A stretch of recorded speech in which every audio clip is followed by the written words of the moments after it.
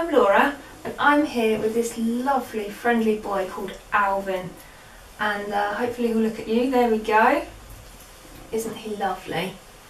Today I've got a poem for you from T.S. Eliot's Old Possum's book of Practical Cats, and today I've got for you Gus the theatre cat.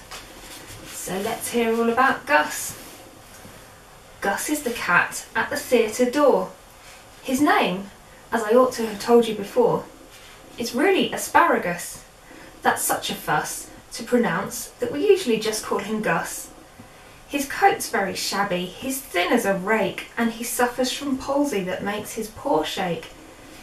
Yet he was, in his youth, quite the smartest of cats, but no longer a terror to mice and to rats. For he isn't the cat that he was in his prime, though his name was quite famous, he says, in its time. And whenever he joins his friends at their club, which takes place at the back of the neighbouring pub, he loves to regale them, if someone else pays, with anecdotes drawn from his palmiest days. For he once was a star of the highest degree. He's acted with Irving, he's acted with Tree, and he likes to relate his success on the halls, where the gallery once gave him 7 cat calls.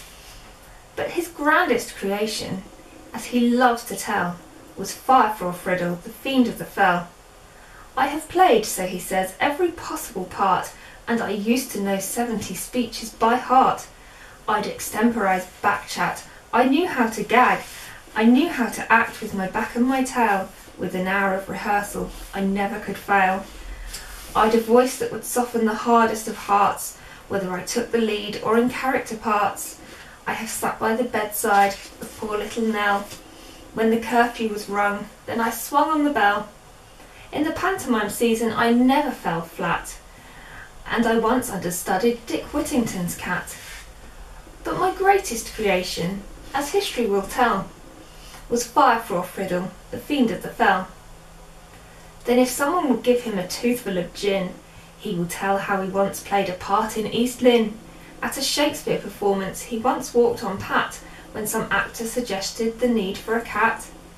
He once played a tiger, could do it again, which an Indian colonel pursued down a drain, and he thinks that he still can, much better than most, produce blood-curdling noises to bring on the ghost.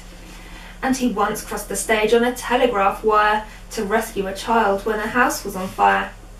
And he says, now these kittens, they do not get trained, as we did in the days when Victoria reigned. They never get drilled in a regular troop, and they think they're smart just to jump through a hoop.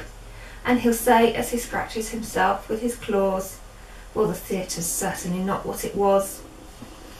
These modern productions are all very well, but there's nothing to equal, from what I hear tell, that moment of mystery when I made history as Firefraw-Friddle, the fiend from the fell.